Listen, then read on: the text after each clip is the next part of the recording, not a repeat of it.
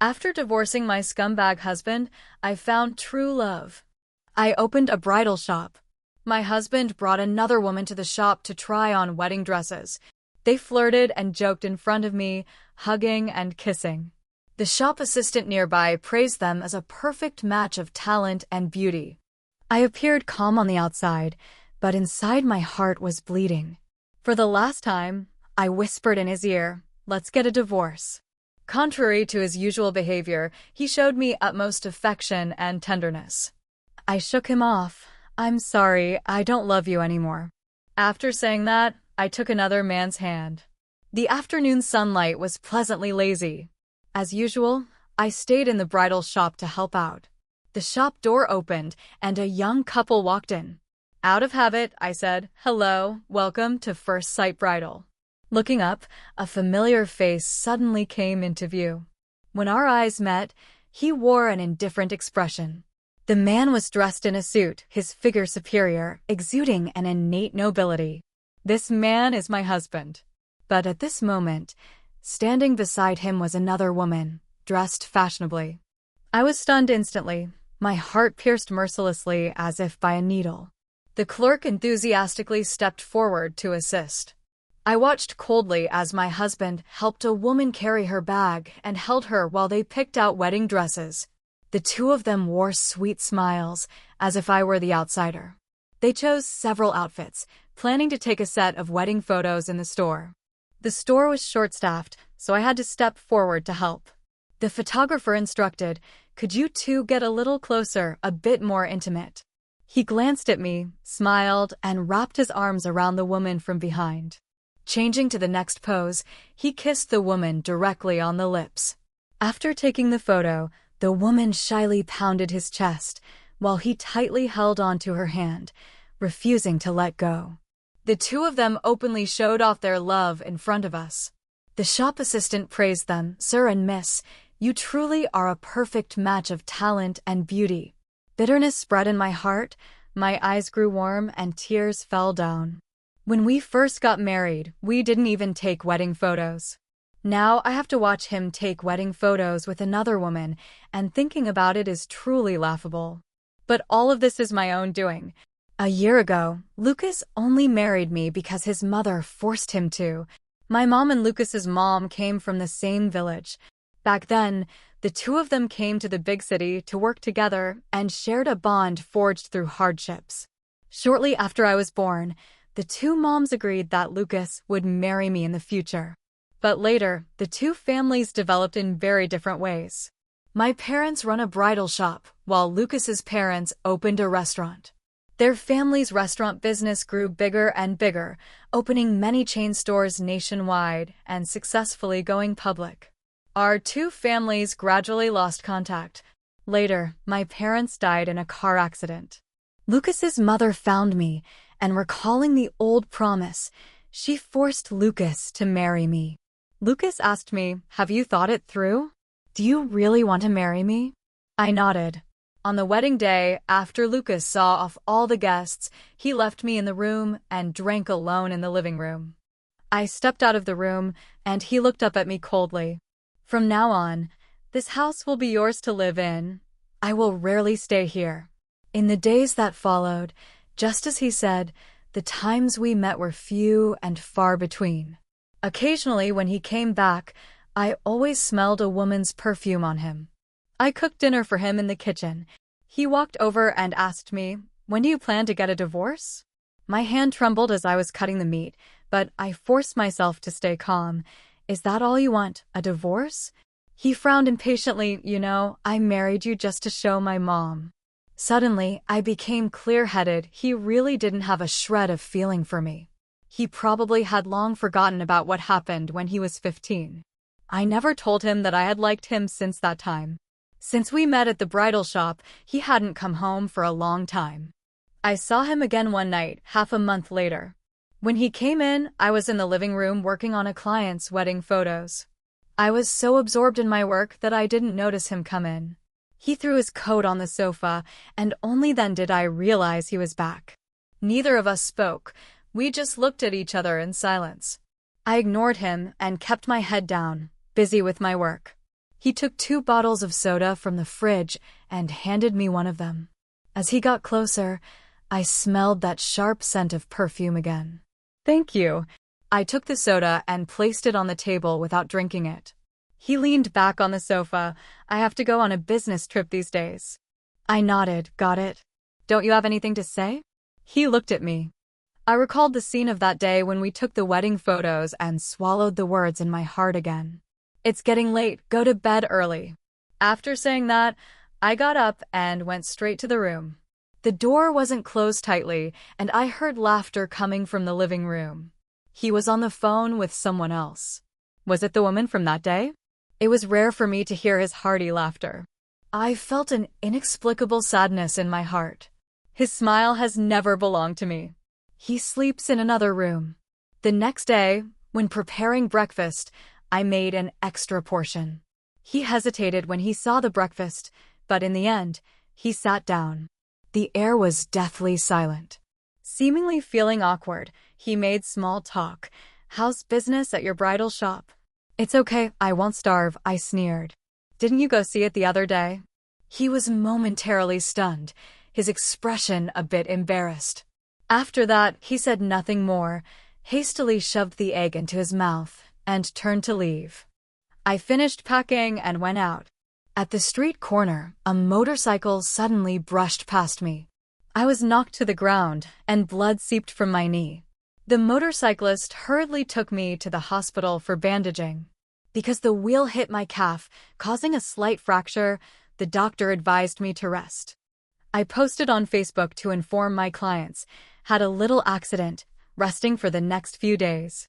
If you need anything, you can contact my assistant. I did not block Lucas, so he could also see this Facebook post. I thought he would care about me, even if it was just a simple greeting. But for several days in a row, I didn't receive any messages from him. Not even a simple greeting. I didn't expect to see him at the hospital. That day, I had my stitches removed and was able to get out of bed and walk. When I was handling the discharge procedures, I unexpectedly saw him in the lobby. There was a girl beside him, not the one I had seen before, but another unfamiliar girl I had never met. I didn't expect him to have changed so quickly again. The girl was obviously several years older than him, with short hair that was lively and playful. She linked her arm with Lucas's, snuggling close to him. Lucas also saw me and looked me up and down. "Is your leg okay now?" I forced a smile. "It's fine now." The girl urged from the side, "Oh, the appointment time is here. Hurry up." He left me behind and followed that girl. Seeing them head towards the gynecology department, could it be? I shook my head, warning myself to mind my own business and not to cause myself any trouble. Just as I was thinking this, a sharp pain suddenly came from my leg. The wound hadn't fully healed yet. I found a quiet corner and sat down. Watching the people coming and going, they have family who care for them, lovers who accompany them. And me? Thinking of this, a sharp ache welled up in my nose, and I struggled to keep my tears from falling. After a long while, my thoughts returned. It's time to end this. My pain was born because of him. Only by leaving him can I find happiness. He doesn't love me. Let's end it all. When he came out, I walked up to him. Whispered in his ear, "Lucas, let's get a divorce." I took a taxi home. Afterwards, he came back too. "Have you thought it through? Do you really agree to divorce me?" As soon as he came in, he raised his voice and questioned me. I smiled. "Haven't you been looking forward to the divorce for a long time?" I went into the room to pack my things. Since we were divorced, I had no reason to stay here. He came over and held my hand. "This house is yours. You don't have to move out." I broke free from his hand. None of this ever belonged to me. After saying that, I busied myself with packing.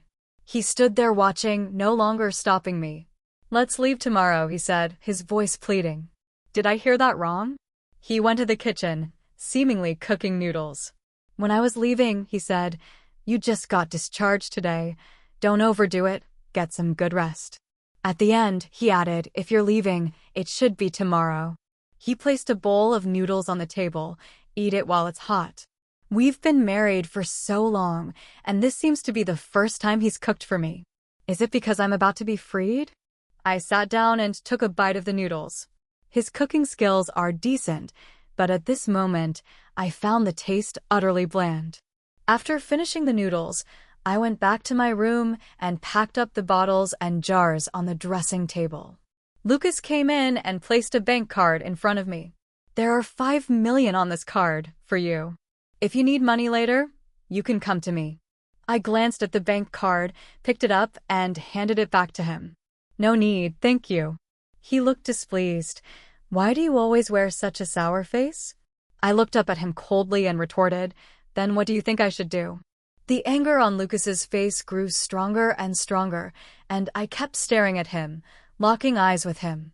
In the end, he angrily threw the bank card on the table and left my room. How ridiculous, my husband flirts around outside, yet turns around to blame me for not giving him a good face. I began to eagerly want to get rid of all this and start a brand new life on my own. The next morning, we went to register our divorce. Because of the divorce cooling-off period, the divorce certificate can only be obtained a month later. Lucas drove me back, and I was preparing to call the moving company to move my things. Where are you planning to live? I live in the house where my parents used to live. Let me help you move your things over.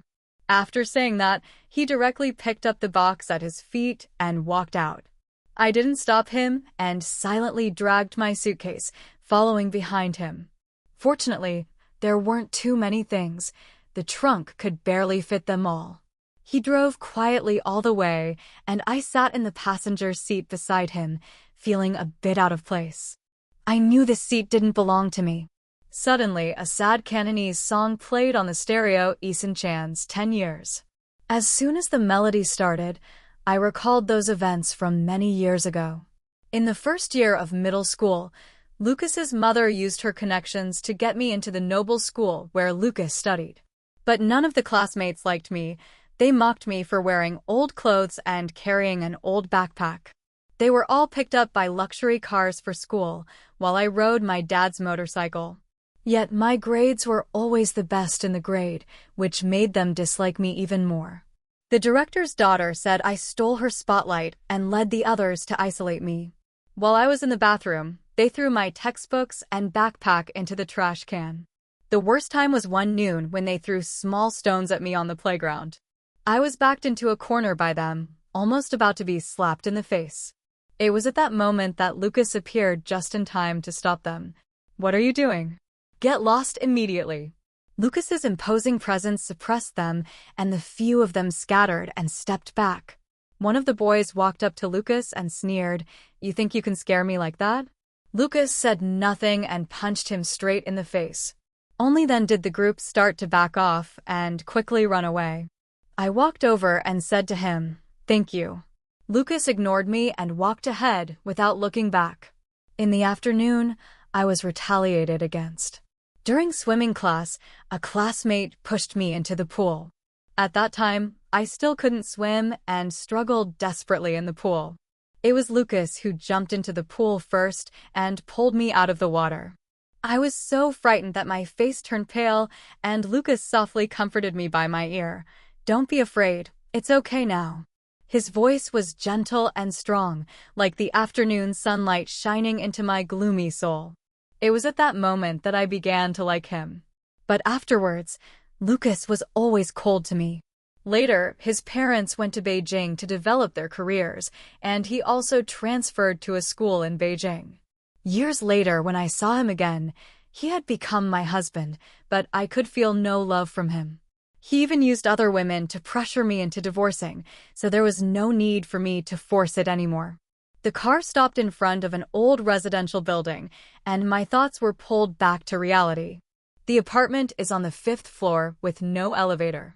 Lucas helped me carry several large boxes upstairs, the few strands of hair on my forehead soaked with sweat.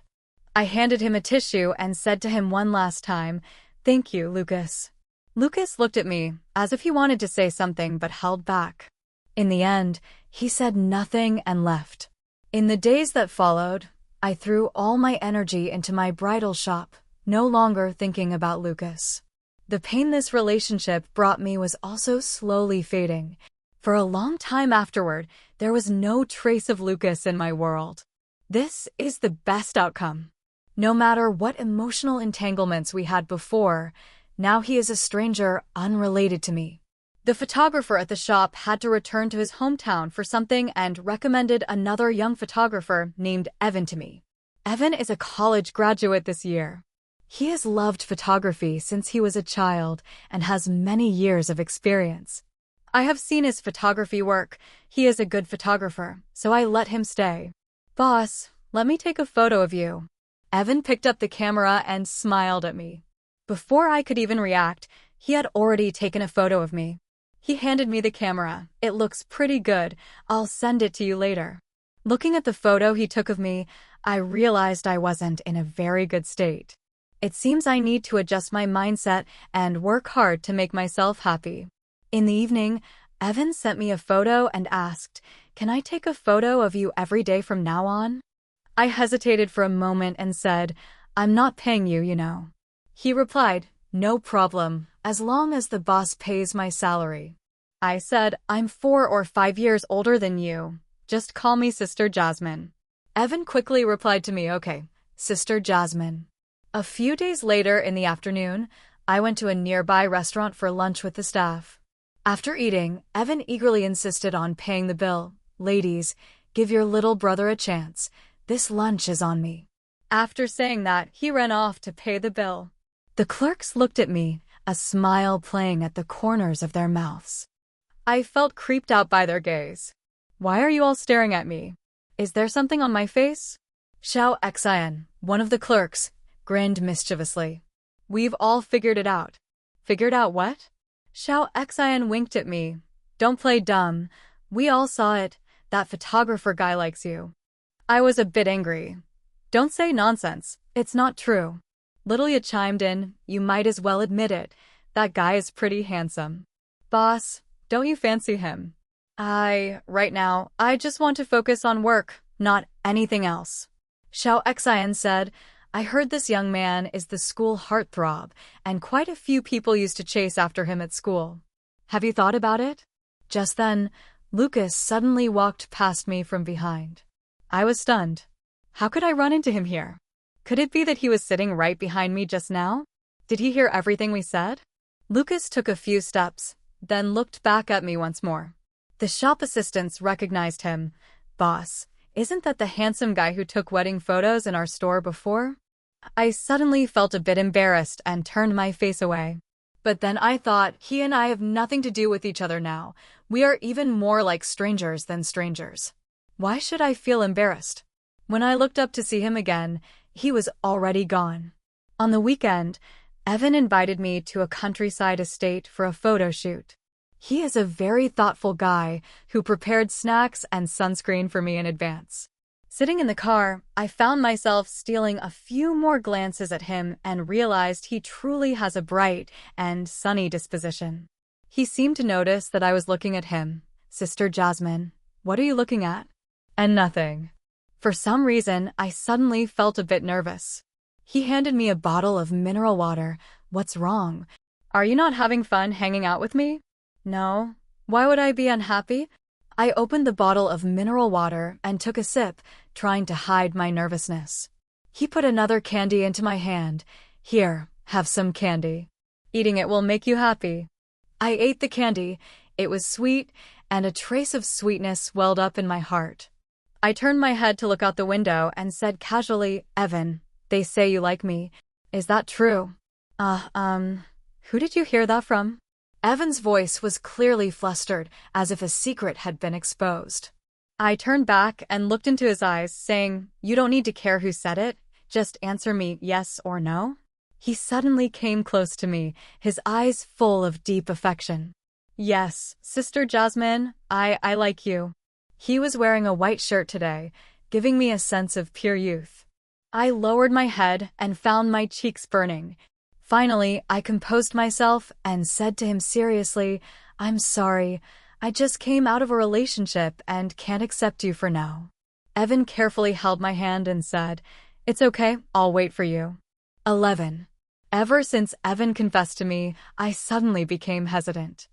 I admit I have feelings for him, but I'm afraid we won't make it to the end, just like my previous relationship. I devote all my energy to work every day, trying hard not to think about this matter. One day, I received a job to decorate the venue for a certain evening party. I went to the site with the store employees and only then discovered that the venue was on the 8th floor of a restaurant, which belonged to Lucas. Sister Jasmine, what's wrong with you? Evan noticed my expression was off and showed concern for me. I forced a smile at him. I'm fine, let's get started with the work. I adjusted my mindset. This is just one of Lucas's restaurants, so I might not necessarily run into him here. The restaurant manager came over and told me some important points to keep in mind. After making sure everything was fine, I started setting up the scene. At that moment, a call came in. It was the flowers I had ordered arriving. I went to the restaurant entrance to pick up the flowers, and when I turned around, I saw Lucas not far away. I was stunned for half a second. My mind went completely blank. Why did I have to run into him at this moment? Mr. Zhou. The two security guards beside him greeted him. I stood there a bit awkwardly, and he saw me too. Jasmine, what are you doing here? The manager came over and explained to Lucas, Mr. Zhou, this young lady is here to set up the party at our hotel. Lucas nodded and then went inside. I thought he had gone to attend to his own matters, but unexpectedly, he went straight to the 8th floor to supervise our setup. When I arrived on the 8th floor carrying a large bag of fresh flowers, I saw him standing there and suddenly felt a bit uneasy. Evan quickly came over and asked with concern, Sister Jasmine, what's wrong? You don't look well. I shook my head, it's nothing. Lucas nearby focused his attention on the two of us. I hurriedly left his sight and walked elsewhere. Evan followed behind me, helping me carry the flowers. I hung the flowers on the wall, and when I came down the ladder, I accidentally twisted my ankle and fell to the ground. Evan immediately dropped what he was holding and came over to help me. Lucas also appeared beside me, his expression tense. How are you? Do you need me to take you to the hospital? I shook my head. I'm fine. I'll just sit down and rest for a bit. Lucas left for a while, and when he came back, he was holding a cup of hot water. Here, have some water. I took the water and quietly said, thank you. I thought he was going to leave, but unexpectedly, he took over my work and helped me set up the scene. Seeing that I was fine, Evan went over to help Lucas with the work. I watched Lucas's busy figure and suddenly fell into deep thought. It seemed that he noticed my gaze. He turned his head to look at me, and our eyes met. I quickly looked away and lowered my head to drink water. He put down what he was doing and came over to ask me, how's your foot? Feeling any better? I held the water cup and said to him, you don't need to worry about me. Go focus on your own work. He ignored my words and went back to arranging the scene. They smoothly completed the remaining work. Lucas shouted loudly, thank you all for your hard work. The others hurriedly said, it's no trouble at all, no trouble at all. We should be thanking President Zhou for coming to help. I walked over to Lucas and said to him seriously, thank you for today. Evan came over and supported me. Take it slow. Be careful with your foot. Lucas was watching from the side, and I felt a bit embarrassed, quickly telling Evan I'm really fine. You don't need to worry about me. Evan helped me back to rest. Lucas suddenly suggested, it's about dinner time. Why don't you have dinner at my restaurant before you leave? The staff member, Xiao Xin, was a bit excited. Really? Lucas nodded, of course. I'll go prepare a private room for you now. Evan politely declined. No need to trouble President Zhou. Lucas patted his shoulder. No need to be so formal with me. After saying that, he went straight downstairs. Evan looked at me, seeking my opinion. It's awkward to leave now and awkward not to leave either. It seems I can only stay here for dinner. Since President Zhou is so hospitable, we shouldn't be polite with him. I took the others and went to the private room together. The restaurant's private room is designed in a traditional Chinese style, very tasteful. A few of us sat down around the large round table. Then, the dishes were served. Lucas was guiding the waiter on the side. "Put this dish here. This is my favorite sweet and sour pork," and Lucas specially instructed to place it in front of me. The dishes were all served, but Lucas showed no intention of leaving.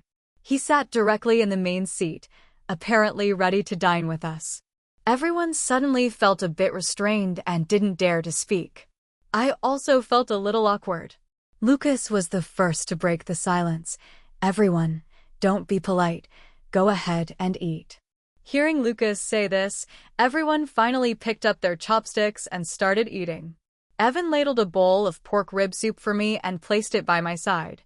"Have some soup to nourish yourself." Lucas suddenly asked Evan, "Hey buddy, are you new here recently?" Evan nodded. "Yes, I just started working at Jasmine's shop this month."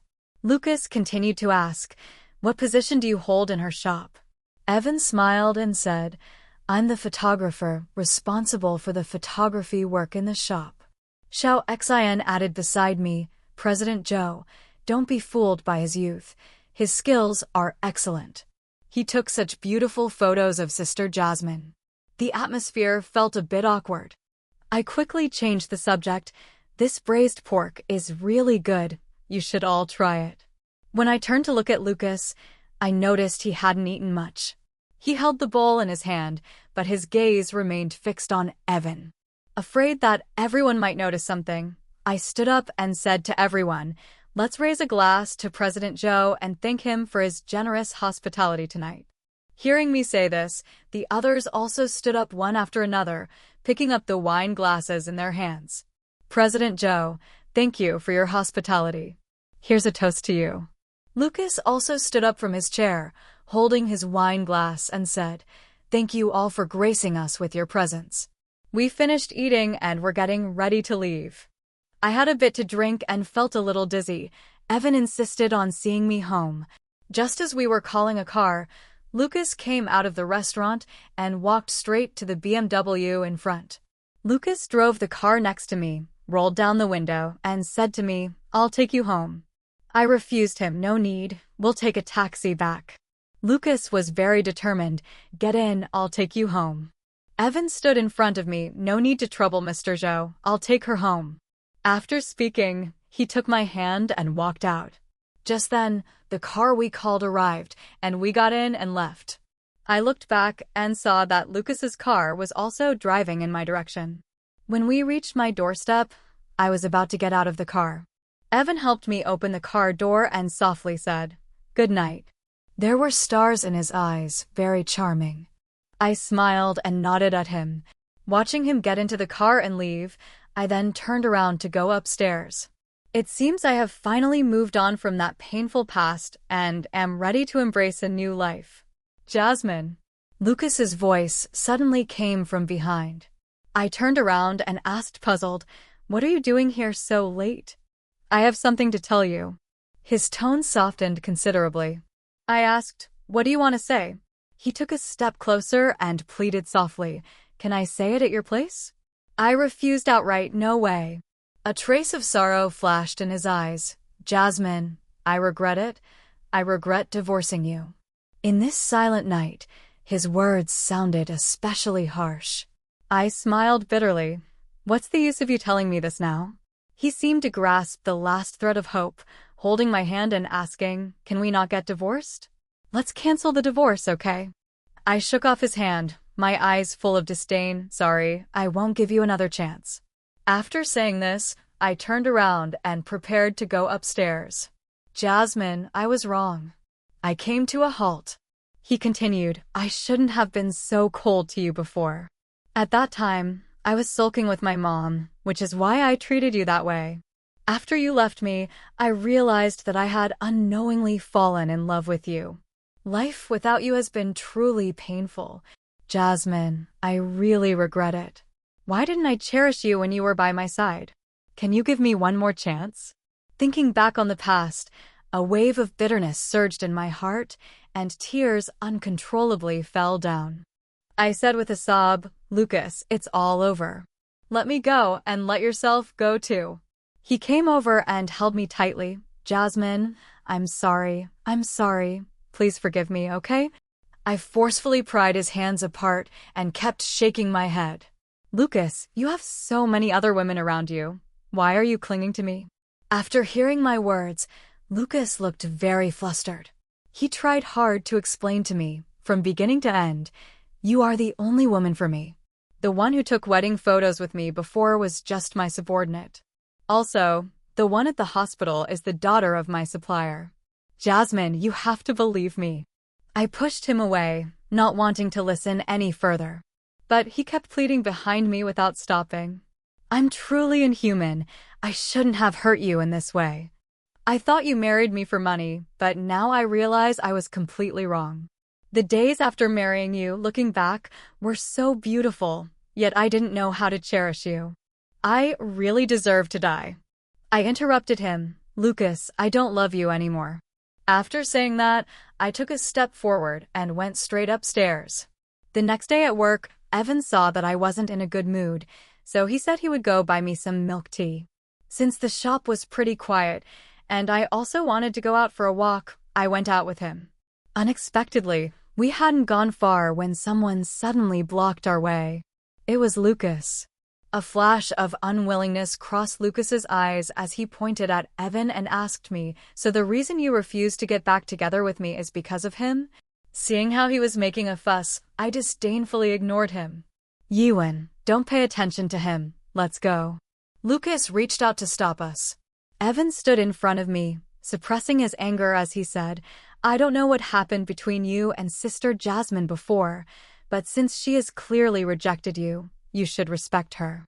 Lucas furiously questioned me, you'd rather choose him over me, right? I snapped back at him, choosing who to be with is my freedom, and you have no right to interfere. I don't want to see you anymore, so get lost. I grabbed Evan's hand, ready to leave. Lucas suddenly pulled us apart, then threw a punch at Evan. Evan was not to be outdone and lunged at Lucas, wrestling with him. Being young after all, Evan had the upper hand, beating Lucas down until he couldn't get up. Seeing that Lucas no longer fought back, Evan finally let go. I walked over and said to Lucas, Lucas, let's stop here. Don't bother me anymore. Evan responded, don't worry, Sister Jasmine, I'll protect you from now on. He made me laugh, and I took his hand and walked away. A month later, I successfully got divorced. Lucas disappeared from my world from then on. Evan held a rose and walked up to me. Sister Jasmine, I like you. Would you be willing to date me? I pretended to shake my head. His eyes darkened, and he withdrew the rose in disappointment. I took the opportunity to snatch the flowers from his hand and quickly ran away. Fool, I was lying to you, I do want to. Evan was instantly excited and ran after me from behind. How fortunate I am to have met you.